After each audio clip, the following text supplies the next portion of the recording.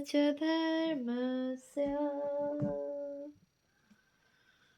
सर्वधर्म स्वरूपिणे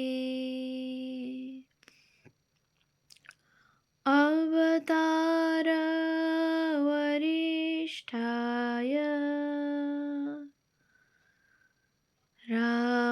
रामकृष्णाय ते नमः।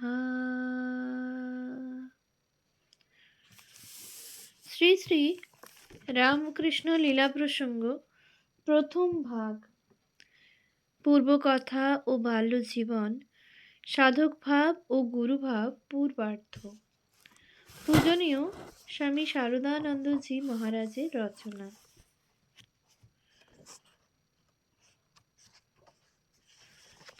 পৃষ্ঠা সংখ্যা ৬৮। গুরুভাবের পূর্ব বিকাশ। চতুর্থ অধ্যায়, গুরুভাবের পূর্ব বিকাশ। অবজানন্তি মাং মূঢ়া মানুষিং তনুমাশ্রিতং পরং ভাবম জানন্তো মম ভূতমহেশ্বরম। গীতা ৯/১১। বাল্যাবস্থা হইতেই গুরুভাবের পরিচয় ঠাকুরের জীবনে পাওয়া যায়। ঠাকুরের ভিতরে গুরুভাবের প্রকাশ বাল্যাবধি দেখিতে পাওয়া যায়। তবে যৌবনে নির্বিকল্প সমাধি লাভের পর ওই ভাবের যে পূর্ণ বিকাশ তাহাও স্বীকার করিতে হয়। বাল্যাবধি তাহাকে ওই ভাবের প্রকাশ বলাতে কেহ না মনে করেন আমরা ঠাকুরকে বাড়াইবার জন্য কথাটি অতিরঞ্জিত করিয়া বলিতেছি। যথার্থ নিরপেক্ষভাবে যদি কেহ ঠাকুরের জীবন আলোচনা করেন, তাহা হইলে দেখিতে পাইবেন ওই দোষে কখনোই তাহাকে লিপ্ত হইতে হইবে না। এই অদ্ভুত অলৌকিক জীবনের ঘটনাবলী যিনি যতদূর পারেন বিচার করিয়া দেখুন না কেন, দেখিবেন বিচারশক্তি পরিশেষে হার মানিয়া স্তম্ভিত ও মুগ্ধ হইয়া রহিয়াছে। আমাদের মনও বড় কম সন্দিগ্ধ ছিল না। আমাদের ভিতরের অনেকেই ঠাকুরকে যেভাবে যাচাইয়া বাজাইয়া লইয়াছিলেন, ঐরূপ করিতে এখনকার কাহারও মন বুদ্ধিতে উঠিবেই না বলিয়া আমাদের বোধ হয়। ঐরূপে ঠাকুরকে সন্দেহ করা এবং পরীক্ষা করিতে যাইয়া নিজেই পরাজিত হইয়া লজ্জায় অধোবদন হওয়া আমাদের ভিতর কতবার কত লোকেরই ভাগ্যে যে হইয়াছে তাহা বলা যায় না। লীলা প্রসঙ্গে ওই বিষয়ের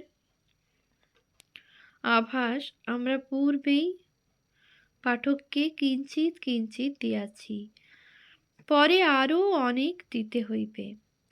পাঠক তখন নিজেই বুঝিয়া লইবেন। এজন্য এ বিষয়ে এখন আর অধিক বলিবার আবশ্যকতা নাই। আগে ফল, তারপর ফুল। সকল অবতার পুরুষের জীবনেই ওই ভাব। আগে ফল, পরে ফুল, যেমন লাউ কুমড়ার। ঠাকুরের এই কথাটি নিত্য মুক্ত ঈশ্বরকোটিদের জীবন প্রসঙ্গে সর্বদাই ব্যবহার করিতেন। অর্থ, ঐরূপ পুরুষেরা জগতে আসিয়া কোনো বিষয়ে সিদ্ধ হইবার জন্য যাহা কিছু সাধন করেন, তাহা কেবল ইতর সাধারণকে বুঝাইয়া দিবার জন্য যে ওই বিষয়ে ঐরূপ ফললাভ করিতে হইলে এইরূপ চেষ্টা তাহাদের করিতে হইবে। কারণ ঐরূপ পুরুষদিগের জীবন আলোচনা করিলে দেখিতে পাওয়া যায় যে যে জ্ঞান লাভের জন্য তাহারা এতটা চেষ্টা জীবনে দেখান, সেই জ্ঞান আজীবন থাকিলে সকল কার্য যেরূপভাবে করা যায়, ওই সকল পুরুষেরা বাল্যাবধি ঠিক তদ্রূপ ব্যবহারই সর্বত্রই সকল বিষয়ে করিয়া আসিয়াছেন। যেন ওই জ্ঞান লাভ করিবার ফল তাহারা পূর্ব হইতেই নিজস্ব করিয়া রাখিয়াছেন। নিত্য মুক্ত দিগের সম্বন্ধেই যখন ওই কথা সত্য, তখন ঈশ্বরাবতারদের তো কথাই নাই। তাহাদের জীবনে ঐরূপ জ্ঞানের প্রকাশ আজীবনই দেখিতে পাওয়া যায়। সকল দেশের সকল যুগের ঈশ্বরাবতারদের সম্বন্ধে শাস্ত্র এ কথা সত্য বলিয়া লিপিবদ্ধ করিয়া রাখিয়াছে। আবার ইহাও দেখা যায় যে ভিন্ন ভিন্ন যুগের ঈশ্বরাবতারদিগের অনেক ব্যবহারের মধ্যে একটা সৌসাদৃশ্য আছে, যথা স্পর্শ দ্বারা ধর্মজীবন সঞ্চারের কথা যীশু, শ্রীচৈতন্য ও শ্রীরামকৃষ্ণ সকলের জীবনেই দেখিতে পাই।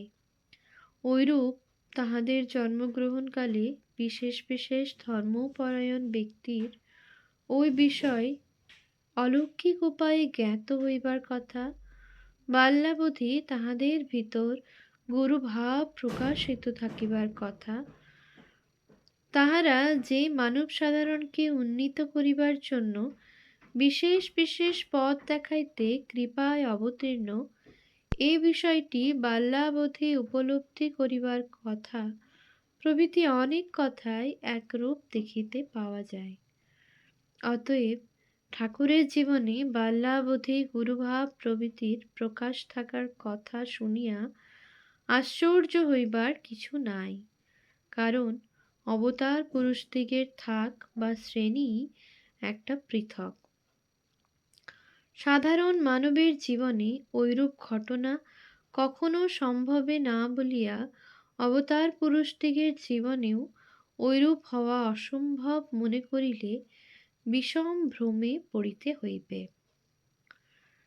ঠাকুরের জীবনে গুরুভাবের প্রথম বিকাশ কামারপুকুর। ঠাকুরের জীবনে গুরুভাবের প্রথম জ্বলন্ত নিদর্শন দেখিতে পাই তাহার জন্মভূমি কামারপুকুরে। তাহার যখন উপনয়ন হইয়া গিয়াছে, অতএব বয়স ৯-১০ বৎসর হইবে। গ্রামের জমিদার লাহাবাবুদের বাটীতে শ্রাদ্ধ উপলক্ষে তদঞ্চলের খ্যাতনামা পণ্ডিতবর্গের নিমন্ত্রণ হয় এবং অনেক পণ্ডিতের একত্র সমাবেশ হইলে যাহা হইয়া থাকে, খুব তর্কের হুড়াহুড়ি পড়িয়া যায়।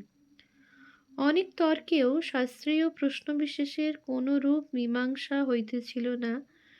এমন সময়ে বালক শ্রীরামকৃষ্ণ বা গদাধর পরিচিত জনৈক পণ্ডিতকে বলেন, কথাটার এইভাবে মীমাংসা হয় নাকি? সভায় পল্লীর অনেক বালকই কৌতূহল আকৃষ্ট হইয়া আসিয়াছিল এবং নানারূপ অঙ্গভঙ্গি করিয়া পণ্ডিতদিগের উচ্চ রবে বাকযুদ্ধটার বিন্দুমাত্র অর্থবোধ না হওয়ায় কেহ বা উহাকে একটা রঙ্গরসের মধ্যে ভাবিয়া হাসিতেছিল। লাহাবাবুদের বাটীতে পণ্ডিত সভায় শাস্ত্র বিচার। কেহ বা বিরক্ত হইয়া পণ্ডিতদিগের অঙ্গভঙ্গির অনুকরণ করিয়া শোরগোল করিতেছিল, আবার কেহ বা একেবারে অন্য মনা হইয়া আপনাদের ক্রীড়াতেই মন দিয়াছিল।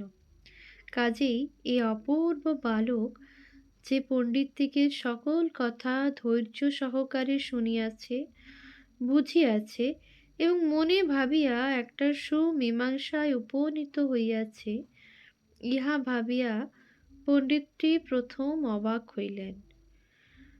তাহার পর নিজের পরিচিত পণ্ডিতদের নিকট গদাধরের মীমাংসার কথা বলিতে লাগিলেন। তাহার পর তাহারা সকলে উহাই ওই বিষয়ের একমাত্র মীমাংসা বুঝিয়া অপরাপর সকল পণ্ডিতকে ওই বিষয় বুঝাইয়া বলিলেন। তখন ওই প্রশ্নের উহাই যে একমাত্র সমাধান, তাহা এক বাক্যে সকলেই স্বীকার করিলেন এবং কাহার তীক্ষ্ণ বুদ্ধি ওই অপূর্ব সমাধান প্রথম দেখিতে পাইল, তাহারই অনুসন্ধান করিতে লাগিলেন এবং যখন নিশ্চিত জানিতে পারিলেন উহা বালক গদাধরই করিয়াছে, তখন কেহ বা স্তম্ভিত প্রায় হইয়া বালককে দৈব শক্তি সম্পন্ন ভাবিয়া তাহার দিকে চাহিয়া রহিলেন। আবার কেহ বা আনন্দ পূরিত হইয়া বালককে ক্রোড়ে তুলিয়া আশীর্বাদ করিতে লাগিলেন। ঈশার জীবনে ঐরূপ ঘটনা। জেরুজালেমের ইয়াভে মন্দির কথাটির আর একটু আলোচনা আবশ্যক। খ্রিস্টান ধর্মপ্রবর্তক ভগবত অবতার ঈশার জীবনেও ঠিক এইরূপ একটি কথা বাইবেলে লুক 2-42 লিপিবদ্ধ আছে। তাহার বয়ঃক্রম তখন দ্বাদশ বর্ষ। তাহার দরিদ্র ধর্মপরায়ণ পিতামাতা ইউসুফ ও মেরি সে বৎসর তাহাকে লইয়া অন্যান্য যাত্রীদের সহিত পদব্রজে নিজেদের বাসভূমি গ্যালিলি প্রদেশস্থ ন্যাজারেথ নামক গণ্ডগ্রাম হইতে জেরুজালেম তীর্থের সুবিখ্যাত মন্দিরে দেব দর্শন ও পূজা বলি ইত্যাদি দেবার জন্য যাত্রা করিয়াছেন। ইহুদিদিগের এই তীর্থ হিন্দুদিগের তীর্থ সকলের ন্যায়ই ছিল। এখানে সুবর্ণ কৌটায় ইয়াভে দেবতার আবির্ভাব ভক্ত সাধক প্রত্যক্ষ করিয়া আপনাকে কৃতার্থ জ্ঞান করিত এবং উহার সম্মুখে একটি বেদীর উপর ধূপ ধুনা জ্বালাইয়া পত্র পুষ্প ফল মূল ও মেষ পায়রা প্রভৃতি পশুপক্ষাদি বলি দিয়া উক্ত দেবতার পূজা করিত। হিন্দুদিগের কামাখ্যাপীঠ ও বিন্ধুবাসিনী প্রভৃতি তীর্থে অদ্যাপি পায়রা প্রভৃতি পক্ষী বলি দেওয়া এখনও প্রচলিত। সেকালের ইহুদি তীর্থযাত্রী ইউসুফ ও মেরি শাস্ত্রানুসারে দর্শন পূজা বলি ও হোম আদি ক্রিয়া সম্পন্ন করিয়া সঙ্গীদিগের সহিত নিজ গ্রামাভিমুখে ফিরিলেন। সে সময়ে নানা দিকদেশ হইতে জেরুজালেম দর্শনে আগত যাত্রীদিগের অবস্থা অনেকটা রেল হইবার পূর্বে পদব্রজে পুরী প্রভৃতি তীর্থ দর্শনে অগ্রসর যাত্রীদিগের মতোই ছিল। সেই মধ্যে মধ্যে বৃক্ষ কূপ ও তড়াগদিগাদি শোভিত একই প্রকার দীর্ঘ পথ, সেই মধ্যে মধ্যে বিশ্রাম স্থান, চটি বা সরাই, ধর্মশালারও অভাব ছিল না শোনা যায়। সেই তীর্থযাত্রীর সহচর পাণ্ডা সেই চাল ডাল আটা প্রভৃতি নিতান্ত আবশ্যকীয় খাদ্যাদি দ্রব্য প্রাপ্তিস্থান মুদির দোকান, সেই ধুলা, সেই ধর্মভাব ও বিস্মরণকারী নিদ্রালস্যের বৈরী যাত্রীদিগের পরম বন্ধু মশকুল, সেই বিশেষ বিশেষ অঞ্চলের যাত্রীবর্গের দস্যু তস্করাদি হইতে পরস্পরের সাহায্য লাভ করিতে পারিবে বলিয়া দলবদ্ধ হইয়া গমন এবং পরিশেষে সেই যাত্রীদিগের একান্ত ঈশ্বর নির্ভরতা ও ভগবত ভক্তি। ইয়াভে মন্দিরে ঈশার শাস্ত্র ব্যাখ্যা। ঈশার পিতামাতা আপন দলের সহিত প্রত্যাবর্তনের সময় ঈশাকে নিকটে দেখিতে না পাইয়া ভাবিলেন বোধ হয় অপর কোনো যাত্রী বালকের সহিত দলের পশ্চাতে আসিতেছে। কিন্তু অনেক দূর চলিয়া আসিয়াও যখন ঈশাকে দেখিতে পাইলেন না, তখন বিশেষ ভাবিত হইয়া তন্ন তন্ন করিয়া দলমধ্যে অন্বেষণ করিয়া দেখিলেন ঈশা তাহাদের সঙ্গে নাই। কাজেই ব্যাকুল হইয়া পুনরায় জেরুজালেম অভিমুখে ফিরিলেন। সেখানে নানা স্থানে অনুসন্ধান করিয়া কোথাও বালকের তত্ত্ব পাইলেন না।